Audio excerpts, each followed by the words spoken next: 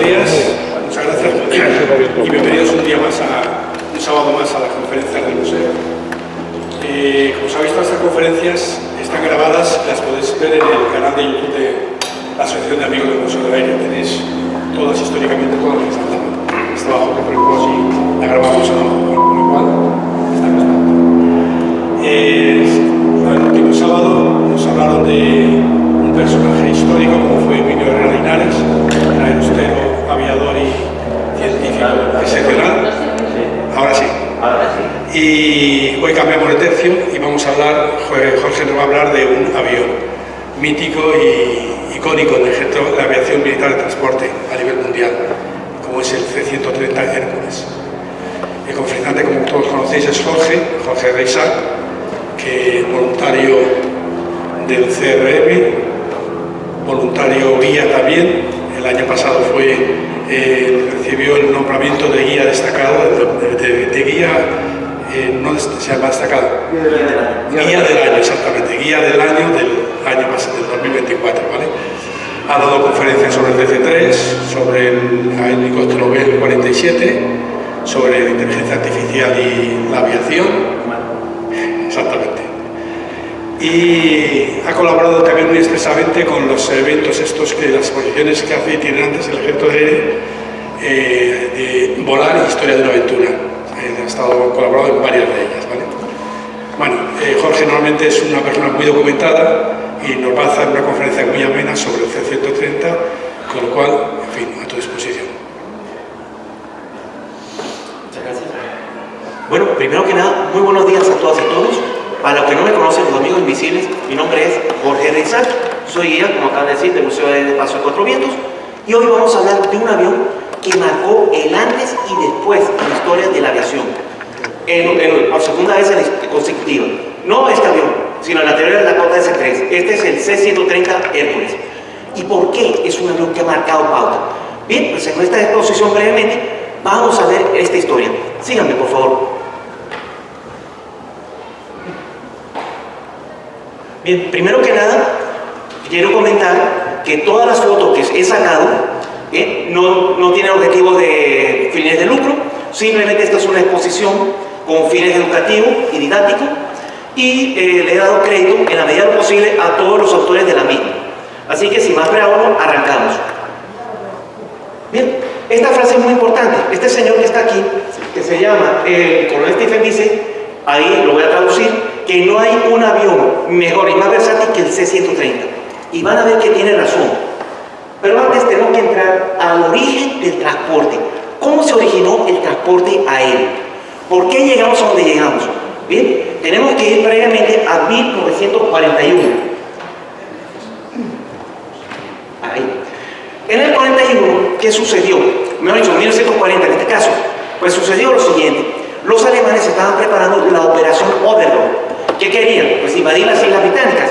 Pero los planeadores, los aviones que tenían, los Junkers 52, apenas tenían capacidad para 20 soldados, y más nada, y poco más.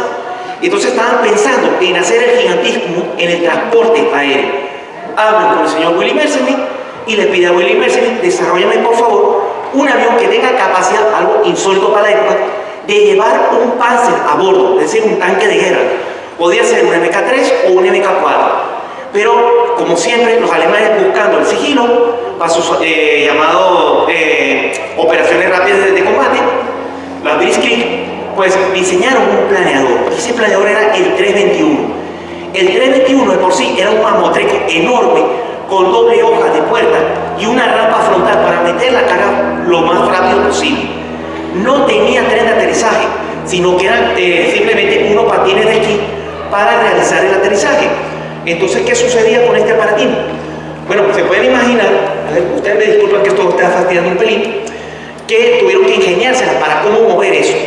Lo primero que hicieron fue que le encontraron un carril aquí que tenía las ruedas de un Junker 290 de transporte y las rueditas pequeñas eran las rueditas del Mercedes 109, las ruedas de cola, para poderlo mover en tierra. Pero el otro problema es el siguiente: ¿cómo mover esa mole para que despegara y levantar pesos sin motores? Bueno, se les ocurrió varias ideas. La primera, montarlo este tipo de combustible líquido para despegar, pero esto era muy complicado. Luego le adaptaron 3 Mercedes 110 para remolcar el aparato, poder hacer el vuelo. Y a continuación se les ocurrió que Ernst Heinkel desarrolla un aparato esotérico. Era la unión de dos Heinkel 111 H6 con un ala central y un quinto motor Junker-Jumbo. Y así de esta manera empiezan a remolcar el avión. Pero aún seguía complicado. ¿Por qué? Porque se perdía tiempo atando el avión, haciendo el despegue. Esto no era conveniente. ¿Qué hicieron a continuación? Bueno, pues le metieron 6 motores León, pero la especificación cambió ligeramente. ¿Por qué? La operación León Marino, como sabemos nosotros, se canceló y voltearon hacia el frente del este, hacia Rusia, para la nueva operación, la llamada Operación Barbarroja. Objetivo: meter vehículos lo antes posible y poder transportar lo más que se pueda personal hacia el este. Bien, ¿qué vemos a continuación? Pues, perdonen, un segundo, se me lanzó el dedo. Pueden ver que la idea no era muy descabellada. Podía llevar tanques, podía llevar tropas, podía llevar hasta un cañón 88 Flak, podía evacuar personal. Esto era muy bueno para grandes distancias que había que recorrer de Siberia. Razón por la cual todo parecía muy prometedor. Pero había un pequeño problema. El avión era lento, era poco maniobrable y susceptible a los ataques, como le pasó a este ejemplar que está aquí. Esta foto fue tomada en una operación que querían hacer en Sicilia, de enviar estos aviones para tomar la isla cuanto antes. Se enviaron un lote de 27 aparatos y 16 aparatos fueron abatidos. Se encontraron con 3 escuadrones, entre ellos 2 británicos con P-40 y Spitfire, y uno que era de bombardero Moroder B-26 o Marauder con Kiato Bucero, y aquí esta es la foto que están tomando de este aparato. Este no tuvo suerte. Bien, razón por la cual los alemanes después de eso ya no quisieron pensar más nunca en intentar utilizar este tipo de avión, salvo en una misión que iba a rescatar a Don Paulus en 1942 del cerco de los rusos, pero no había terreno donde aterrizar, así que los aviones tuvieron que regresarse a Alemania y ahí fueron totalmente desguazados. Y de ahí los alemanes no quisieron saber nada de los planeadores ni de este tipo de fórmula. Sin embargo, no estaban solos. ¿Por qué? Porque llegaron entonces los aliados con otros caminos. ¿Qué hacen los aliados? Pues bien, los británicos en el 41 desarrollan un planeador que se llamaba el Handicap y el Horsa. Este primero se caracterizaba porque tenía la cola que se abría atrás como si fuera un bloque y se metía la carga por detrás. Esta fórmula la copiarían luego en la década de los 50 con un avión turbo hélice de carga llamado el Bristol Britannia, que la versión de carga pues tenía ese compartimiento. Bien, por su parte desarrollaron luego el Horsa. El Horsa sí volvía a abrir la puerta por delante de la cabina y ahí se metía la carga. Bien, y por último los norteamericanos, que sacaron el más pequeño de los planeadores utilizados en la Segunda Guerra Mundial, el Waco. El Waco tenía capacidad para 14 soldados a bordo, se abría justamente por el punto donde estaba la tripulación de pilotaje, y es así como meten y sacan a la tropa. Había un problema con todo esto. ¿El problema qué es? Bien, esto tampoco escaparon de la mala suerte que tenían los planeadores. ¿Qué ocurría? Una vez que el avión se desenganchaba mejor dicho, el planeador se desenganchaba del avión, pues ya quedaba a merced de la suerte. Si no tenías enemigos disparándote, magnífico, pero tenías otro problema. Tenías que aterrizar sí o sí. Y esto es lo que pasó en Normandía. En la invasión de Normandía, ¿qué ocurrió? Que Rommel, muy listo, había puesto barricadas, había puesto nidos de ametralladoras, lanzallamas, y les dieron como quisieron. Muchos lograron sobrevivir y muchos no. ¿Por qué? Porque con el soldado ya no podías hacer nada. Estabas a merced de los hechos. Este que está aquí fue ametrallado por el enemigo. Este que está aquí se colisionó contra unos postes. Resultado igual, ya pueden verlo ustedes mismos. Sin embargo, sorpresivamente para mí, los planeadores se usaron hasta 1950. La India compró 6 Horsas, pero se dieron cuenta que era imposible operar con ellos. Y ahí es cuando llega el helicóptero y acaba con el concepto de planeador como vehículo portatropa. La idea, sin embargo, quedó en la mente de los aliados. En 1900, una fecha tan temprana como en 1943, cuando Boeing introdujo el B-29, tuvo una idea brillante. Dijeron, oye, es un avión presurizado, es un avión que me parece bueno como diseño. ¿Por qué no sacar nuestro avión de carga en base a este avión? Y crean lo que ellos llaman el diseño del 8 invertido. ¿Qué hace el 8 invertido? Rebanan la parte de arriba del avión, le meten un cilindro con una circunferencia más grande y así hacen el 8 invertido para la capacidad de carga. Y es así como surge el C-99, que es este que está aquí, el C-97, perdón. Es el mismo prácticamente de 29, un rediseño que ya no recuerda mucho, nuestro KC-97, pero noten que todavía mantiene la cola de B-29. Esto se volvería a mejorar más todavía. La carga entraba por esta puerta, la puerta de doble hoja, con una rampa y así se subía. Bien, ahora ¿qué pasa? Termina la Segunda Guerra Mundial, entramos en un mundo muy dinámico, una nueva dimensión. Tenemos ahora un mundo bipolar. Por un lado están los países del este, de lo que de la Unión Soviética, y por otro lado está Estados Unidos, que es de régimen capitalista, y los países occidentales. Se necesitaba transportar tropas corriendo. Pero en este nuevo mundo, concretamente la aviación, queda dividido como que en dos grupos. Está el grupo de los aviones de caza bombardero, súper avanzados, con la tecnología copiada de los alemanes, con aviones con ala en flecha, todos supersónicos, los bombarderos ya llevaban turbinas. Y los aviones de pistón, ¿qué? ¿Los transportes qué pasó? Seguían siendo aviones de pistón, seguían siendo la misma tecnología de la Segunda Guerra Mundial, que no eran malos, no lo eran, pero había un problema. Por ejemplo, el C-46, el C-47 tenían rueda de cola, había que empujar la carga, primero ponerla en un puente, subirla, girar 90 grados, empujarla hacia adelante, complicado. Vino después entonces el C-54 y el C-97, el C-69. ¿Qué pasa con el C-69 y todo eso? Ok, ya era el avión con la rueda de nariz, va cómodo, pero igual tenías que subir la carga o bien con un puente o ya con una rampa y empujar hacia adelante. Esto se hacía muy complicado y lento. Para colmo, estalla la guerra de Corea. Tenían que transportar 2.000 tropas desde Estados Unidos a Corea del Sur. Se tardaron exactamente 6, ya no voy a decir cuánto exactamente, 6 semanas, es decir, mes y medio. Eso es inadmisible. Se usaba un barco para transporte masivo. Entonces el Pentágono se unió y empezaron a estudiar. Dijeron, queremos un avión de largo alcance, un avión que nos permita cargar a la gente lo más rápido posible y no perder tiempo con rampas y cosas raras. Bueno, pues entonces de todo esto vienen estos primeros estudios. Nuevamente, copiando de los alemanes del planeador Gotha 241, ahora motorizado, que era un planeador con doble cola y una puerta de atrás que se levantaba, surgen dos diseños. Por parte de Francia, el North Atlas, y los estadounidenses desarrollaron el fecha C-119, el Flying Oscar, que después se usado en Vietnam. Por cierto, estos dos tengo entendido que iban a ser candidatos de ser aviones para el Ejército del Aire de España.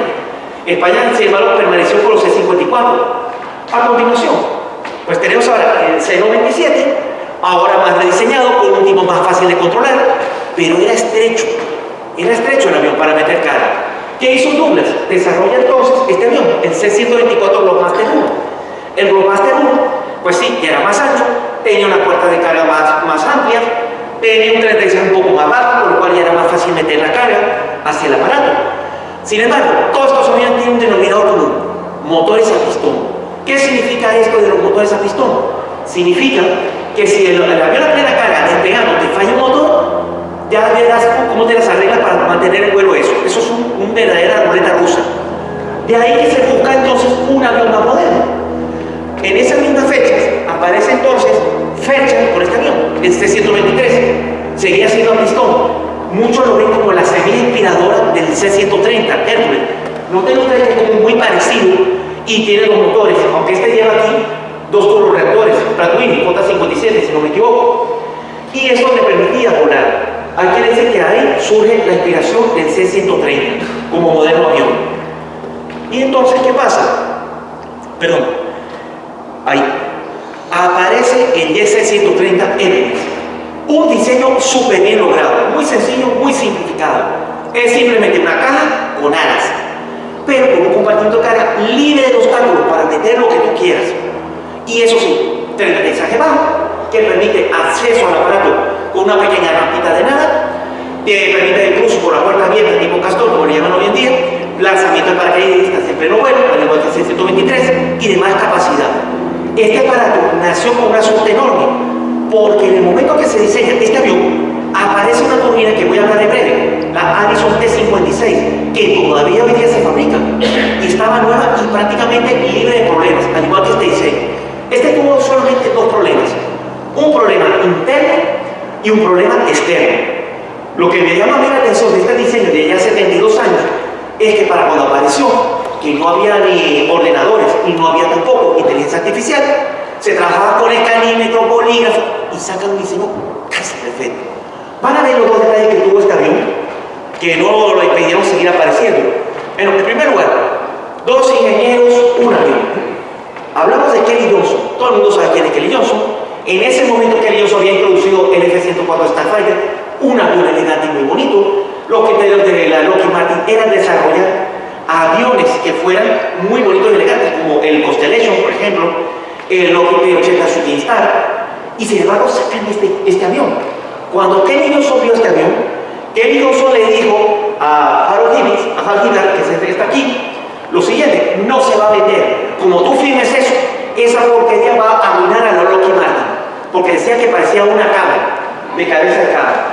El señor Hibbard afortunadamente no le hizo ningún caso, siguió para adelante. Después al rato, el señor Kelly Johnson agarró y dijo lo siguiente: dijo, pues mira, se venderá 100 si acaso. Para el momento que salió la foto de este artículo que yo saqué, estamos hablando del año 2017, se habían vendido aproximadamente, según el artículo, 2.900 aeronaves, y seguía todavía en vuelo, y siguen en vuelo, por lo cual Kelly Johnson se equivocó. Así que de esta manera vence el primer obstáculo, este diseño, que produce un éxito de primeras a buenas.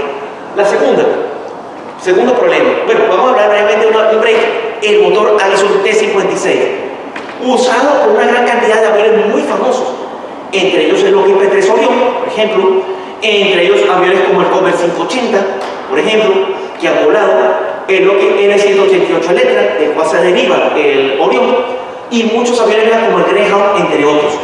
Es una turbina súper eficiente y ha dado buen resultado. Hoy en día, desde 1995, Rolls-Royce absorbió al grupo Allison, y ahora está fabricada por la empresa Rolls-Royce, que también es muy legendaria fabricando motores, y sigue siendo la planta principal del Hércules. Vamos a seguir a continuación. Bien, aquí viene el segundo problema. El C-130, ahora denominado el C-130, ahora denominado C-130A, introdujo primero las Curtiss eléctricas. Eran hélices tripadas que tenían problemas en el sistema de cambio de posición. Entonces, como generaban tanto problema y exigían mucho mantenimiento, cambiaron las hélices más convencionales o neumáticas que funcionaban. Sin embargo, en la versión C-130, que es la que lleva esta hélice, había otro problema.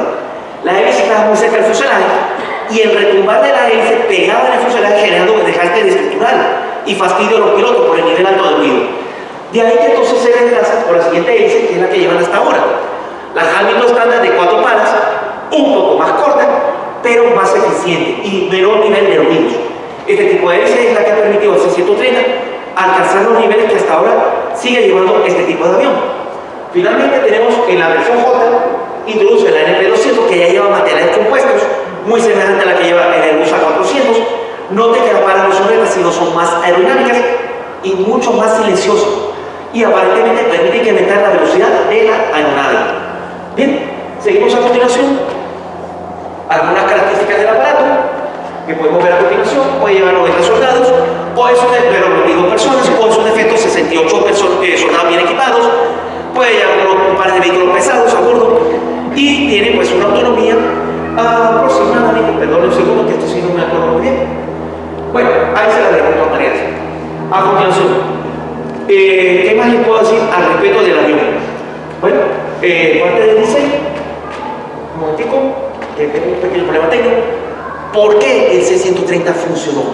Pues bien, aquí está resumido por qué funcionó. Primero, el tren de aterrizaje, ruedas de baja presión en tandem, permite al aparato aterrizar en pistas no preparadas, sobre arena, y no atascarse con el barro. Eso es una gran ventaja. Hacer bajo no requiere puentes, no requiere estructura, se abre la rampa y se puede subir perfectamente el avión.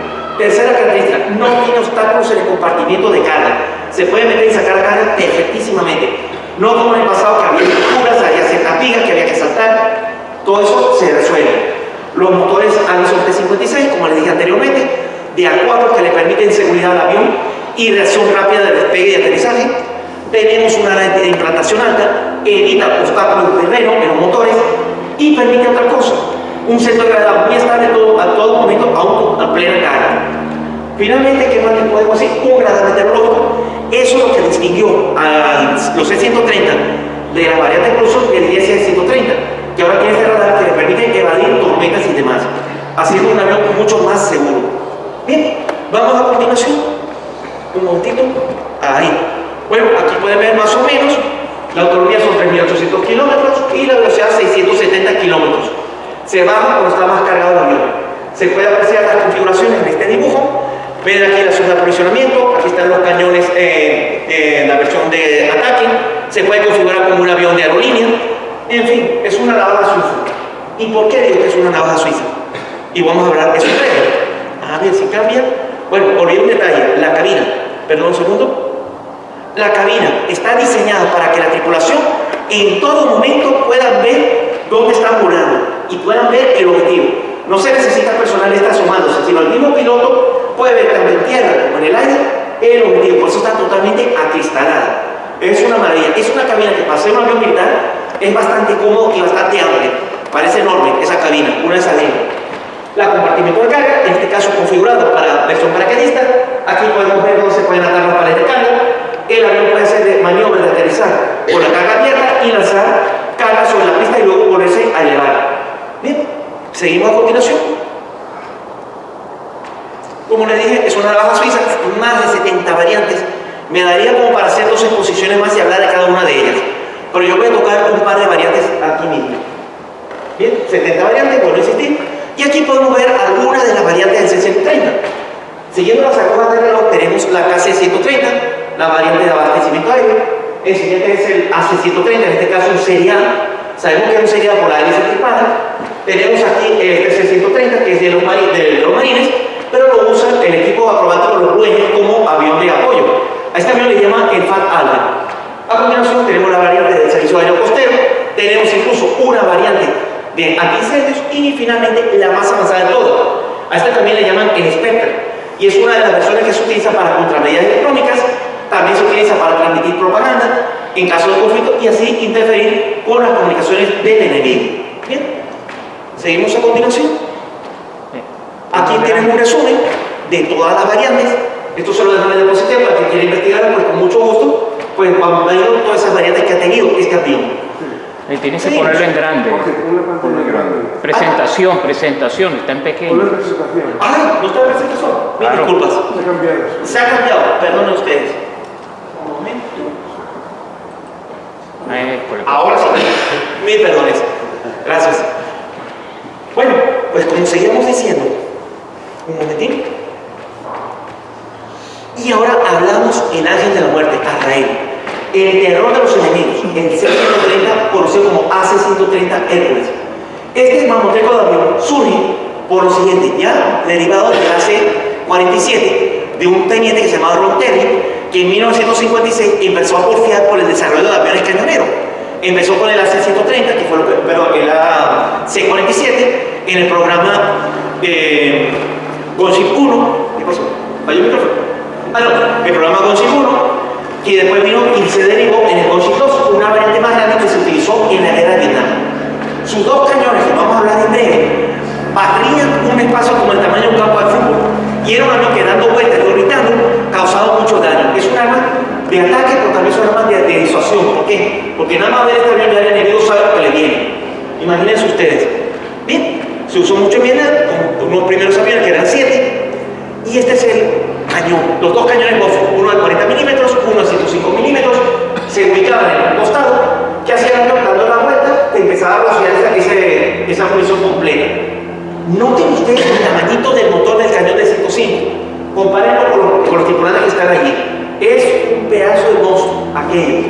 Y este es el del otro cañón, el de 40 milímetros, que es un poco más pequeño, pero no deja de ser terrorífico. Todavía hoy día se usan mucho estos aviones y se dice una cosa de lo siguiente: la guerra de Vietnam hubiera continuado si los F-4 Phantom hubieran estado en tierra, pero no hubiera continuado si los AC-130 se hubieran quedado en tierra.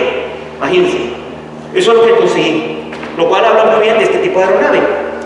Ahora bien, vamos a hablar brevemente de las variantes civiles. La Delta fue la única aerolínea del mundo en utilizar C-130. y los usó durante la guerra final del 67 hasta el 73. Objetivo, un puente aéreo entre Los Ángeles y la ciudad de Saigón. ¿Qué transportaba? No lo sé. Según yo estuve leyendo, era operado por la CIA, bajo la cubierta de la Delta. Después de esto, estos aviones civiles pasaron a servir a varias aerolíneas, 4 líneas en total, hasta el día de entrada de la década 90, cuyo nombre se les dejo aquí puesto, entre ellas la Internacional y Saturn Airways. ¿Vale? Bien, los C-130 civiles se siguen usando en muchas partes del mundo, no estos, pero sí otros. 1975, ¿qué pasó en ese año? Bien, tenemos un concurso que se llama AMST, que significa Avión Avanzado de Despegue y Aterrizaje Corto, o STOL. ¿Qué pasó? En ese año, la Fuerza Aérea Americana llegó a considerar que un avión de hélice ya era obsoleto y querían introducir un avión que reemplazara al C-130, pero a punta de turbina. Bien, surgen dos competidores, el DC-14 de la Boeing y el DC-15 de la McDonnell Douglas. El DC-14 era increíble, tenía unos turbofanes enormes, pero tenía un sistema de aire soplado para permitir una hipersustentación de los flaps. Pero ¿qué pasa con eso? Se dice que con este sistema el avión era capaz de despegar en una longitud el doble de la longitud de su fuselaje. Eso es lo que he leído por ahí. Ahora bien, compite con el DC-14, con el DC-15. Y estos son los dos competidores que vemos a continuación. Aquí los pueden ver en tierra a ambos y vamos a ver qué características tenían brevemente de estos dos aviones. Bueno, aparte de la que le dije, la capacidad de carga doblaba un poco a la del C-130, eran más anchos y efectivamente parecían muy prometedores. Pero ¿quién fue el ganador de esta competencia? Muy bien, el ganador de esta competencia fue el C-130 Hércules. Y alguien dirá, ¿por qué? Unos aviones más grandes, más capacidad, un despegue mucho más mejorado que el C-130. Por una razón muy sencilla, por los propios motores. Los motores a turbina con la tierra no se llevan bien. Se mete la tierra dentro de la turbina, te fastidia. Tienes que tener muchas horas perdidas reparando, limpiando, manteniendo. Mientras que el turbohélice, el polvo se va para todos lados y casi no entra en los motores, con lo cual se reducen los costos de mantenimiento. Sin embargo, de esta competencia quedó una semilla, el DC-15. ¿Por qué? Porque del DC-15 McDonnell Douglas se deriva el actual Boeing, que ahora se llama Boeing C-17, el Globemaster II, que es el que reemplazó al C-141 Starlifter. Y es el que hoy en día está imperando. El mismo que vimos en esa toma de la televisión despegando de Afganistán llenos de gente. En los últimos días, pues de ahí se deriva ese avión. Bien. El C-130 tiene una ventaja, se ha ido adaptando a los tiempos. Han alargado el fuselaje de esta versión que está aquí, la M200, mucho más grande, permite más capacidad de carga, siguen utilizando los mismos motores originales, pero ¿qué pasa? Luego desarrolla la serie J, y esta serie J es la que usa la Fuerza Aérea Americana. El anterior lo está usando la Real Fuerza Aérea Británica con la designación C-130 MK2. Siguen todavía en vuelo esta versión y esta es la que está actualmente en servicio. Bien, ¿y qué pasa en España? Bueno, en España pasa lo siguiente, no podemos quedarnos cortos. Nosotros en España, al igual que en Estados Unidos, pero con un retraso bastante grande, seguimos utilizando aviones de la época de la Segunda Guerra Mundial.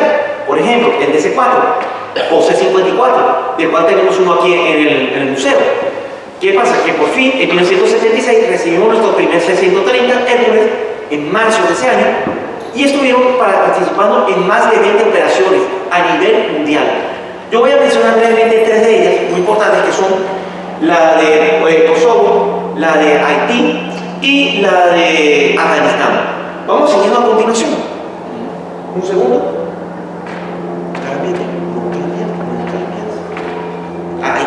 Bueno, el ALA-31 fue la escuadrilla que utilizó este avión masivamente con base en Zaragoza en todos estos conflictos, realizando múltiples misiones hasta la retirada del C-130.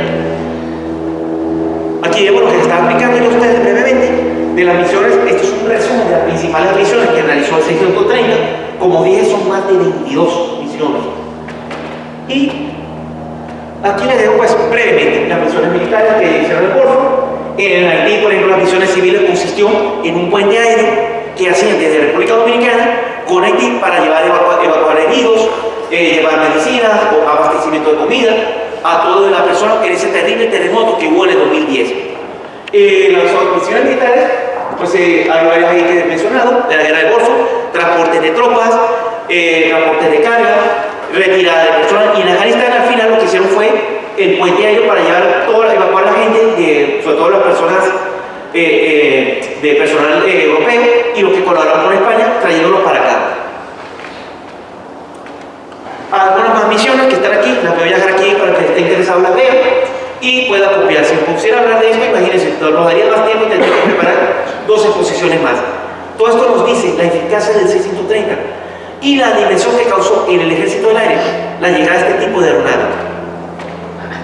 Bien, hemos visto Afganistán, retirada de tropas, reabastecimiento y datos, más de 1500 horas de vuelo tuvo el avión de servicio en ese frente. ¿De acuerdo? Seguimos entonces.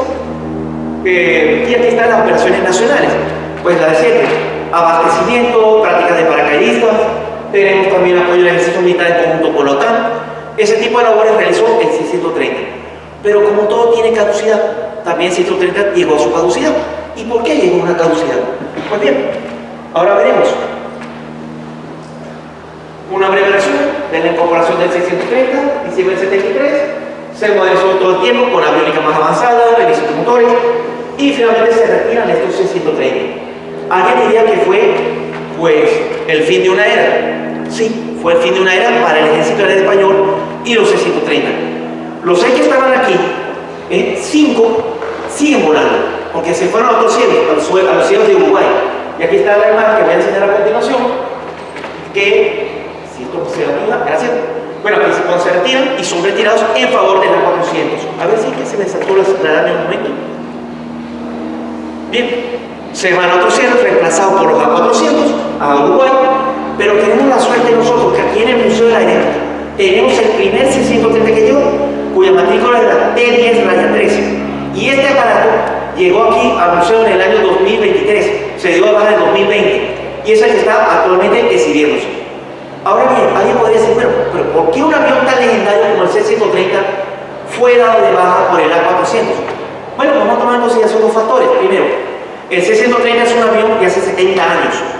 El A400, conocido como el Atlas, aparece en el 2017. Tiene tecnología avanzada, es un avión de casi doble la capacidad del C-130, puede volar más rápido, tiene hélices ya incorporadas de diseño avanzado, las hélices de este son contrarrotatorias, o sea, es decir, tienes una hélice en un sentido, otra hélice en otro sentido. Si ocurriera una falla mecánica, pues el avión se mantiene recto. En cambio, un avión donde todas las hélices giran a un costado, si tienes una falla, tiende a ir hacia otro costado.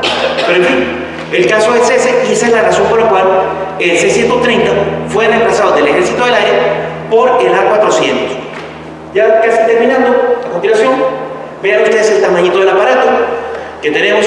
Les recomiendo, los que quieran saber más de la historia del C-130 de nuestro museo, este video que está aquí se llama Un C-130 aguarda a los visitantes del Museo del Aire y del Espacio. Este video que lo hace este capitán, cuyo nombre no lo he podido conseguir, lamentablemente, lo recomiendo. Son aproximadamente unos 15 o 20 minutos y resumen la historia del C-130. Y aquí pueden ver nuestro C-130 cuando estaba todavía operativo, con la matrícula T31, o sea, T10 del Escuadrón 31, el número 03. Vamos pasando, casi finalizando. ¿Algunas de ustedes han oído hablar de esta escuadrilla? Los Horsemen. Bien, los Horsemen fue la única escuadrilla de acrobacia aérea que utilizó un avión de carga. Era de la Fuerza Aérea Americana, apareció en 1957. ¿Y qué se caracterizaban ellos? Pues empezaban a abrir una formación en formación de escalera y luego hacían varias formaciones, tanto cerradas como de rompimiento de formación. Fueron muy populares, pero sirvieron 2 años. ¿Por qué razón? Porque eran tan populares que la Fuerza Aérea dijo que les estaban opacando a su escuadrilla insignia, que eran los Thunderbird. Por eso fue que fueron retirados. No es lo único extraordinario que hizo el C-130 en su vida operativa, sino que además hizo cosas también sorprendentes. Por ejemplo, esta que está aquí. Lo he titulado con el nombre de Mira mamá, sin gancho de apantanaje. Este nombre viene del inglés del avión, que fue bautizado como Luke Mom, Arrested Hook. Y es que en 1973 la Armada Norteamericana consideró la opción de agarrar y utilizar el C-130 para abastecer sus portaaviones. en sustitución de los Grumman Greyhound. Pero había un problema. Para poder hacer esto, tenía que despejar toda la cubierta del portaaviones para que el avión pudiera aterrizar. Y noten ustedes que el avión está con la punta del ala rozando prácticamente la isla de mando del portaaviones. Por eso, a pesar de 25 operaciones realizadas con este avión, pues no se quiso seguir más intentando hacer este tipo de operaciones con C-130. Finalmente, una última cosa, a ver si tú quieres cambiar. Esto que está aquí, a mí me llamó la atención. Verán, la historia de este sobre es la siguiente. Este es un sobre que viene de Argentina y conmemora los vuelos hechos por los C-130 en la Armada de Argentina. Esto fue del año 1969 hasta las bases aéreas, entre ellas esta aquí que es de Petrel. ¿Y cómo llegó este sobre? De la manera más insólita. Me llegó a mis manos de esta manera. Yo me encontraba en Palos de la Frontera, estaba organizando una exposición como la que tenemos aquí, con las maquetas del museo, y me vino una familia argentina que estaba de paso, venían a visitar Palos de la Frontera, se iban al día siguiente, les hice la presentación de consulta, que es lo que yo más les interesaba. ¿Y qué pasa a continuación? Bueno, después que vieron esta exposición, nos despedimos, todo muy bien, perfecto. Llego al día siguiente yo, me voy a poner a Ayuso, después de estar una hora ahí dando exposición y tal, digo, Ayuso, me voy un momentito a tomar un café, ya vengo. Bueno, me fui para allá, y cuando regreso Ayuso me dice, mira, la familia que estuvo aquí, de Argentina, me dejó estos sobres, y entre ellos este sobre. A mí esto me parece extraordinario por dos razones. La primera, ¿qué hace esta familia llevando unos sobres si están de paso visitando España? Ustedes no llevarían un sobre si van de turista a una ciudad, ¿que no? Y menos postales. Pues esto es una cosa. Y la doble cosa que a mí me ha sorprendido es que este sobre tiene justamente en el matasellos el logotipo del C-130 que coincide con esta exposición que tengo aquí. Total que para mí, bueno, me parece algo extraordinario, fuera de serie. Bien, y finalmente, solo me queda decirles que muchas gracias por vuestra atención. Espero que os haya gustado la exposición. Si hay alguna pregunta, este es el momento y espero que la paséis muy bien.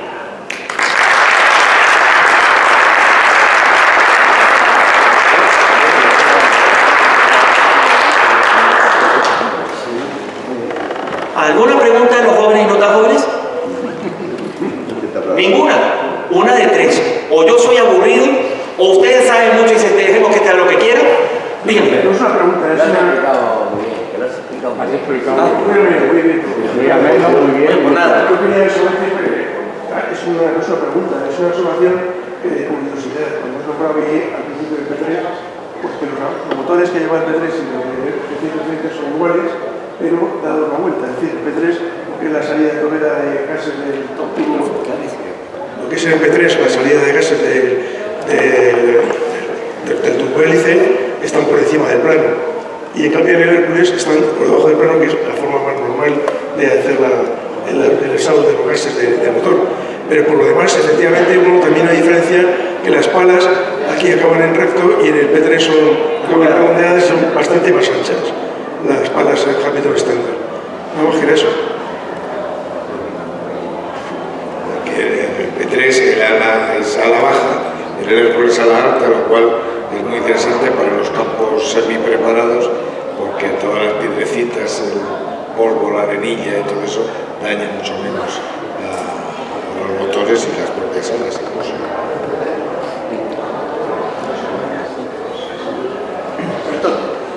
Sí, yo antes de nada, pues lo que quería era agradecerte la excelente exposición que has hecho.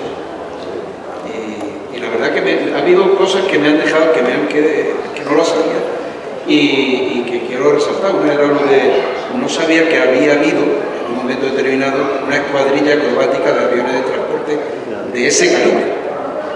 Estamos hablando de un Hércules, que eso es, y entonces para mí ha sido una sorpresa. Y la otra es la ya conocida intervención de los Hércules en operaciones bélicas, sobre todo en Vietnam, y el uso masivo de la función de cañonero y la de suelta por lápiz de las bombas, superbombas, aquella de 8 o 9 toneladas, es una barbaridad. Sí, sí, me faltó esa acotación, es verdad. El C-130 es el único carguero del mundo que se usó como bombardero. Entonces llevaban una super monstruosa bomba del tamaño de un barril que las tiraban sobre la zona de selva. ¿Para qué? o para acabar con el enemigo o cuando era necesario abrir una zona de aterrizaje. Esta bomba, no sé si eran de 1000 kilos, como estoy diciendo una barbaridad, te abrían un radio casi semejante a un campo de fútbol, con lo cual era la forma más económica y rápida de abrir zonas de aterrizaje, porque lo que el Vietcong ya sabía dónde iban a aterrizar los helicópteros y los esperaban en los posibles sitios. En cambio, con esto, llevaban un avión a un sitio determinado, tiraban la misma bomba y quedaba todo aplanado. Jóvenes, adelante. Sí, era eso, y un poco complementar el tema de su función como cañonero, como ametrallador. Yo recuerdo mi estancia en Nicaragua como Fuerza Aérea Sandinista y eso mismo que se hacía es una función que no es muy conocida de los 112 de los aviones aéreos.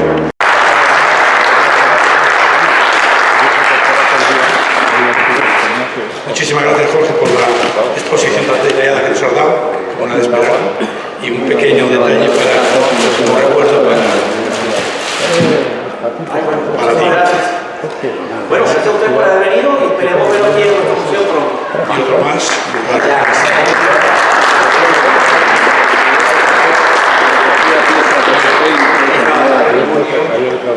Sí. Dentro de 2 meses tendremos otra conferencia sobre el Hércules, que nos lo va a dar el general Ángel Mazo, hablando del Hércules en España, una operación específicamente, si quieres decir algún tipo de comentario. Es eso. Y luego, este mes de mayo, el día 17, la conferencia va a ser se va a titular 1942, el primer viaje transoceánico, que nos la dará Herminio Jarabo y nos hablará de los errores que llevaron a Colón a descubrir América cuando quería ir a Japón.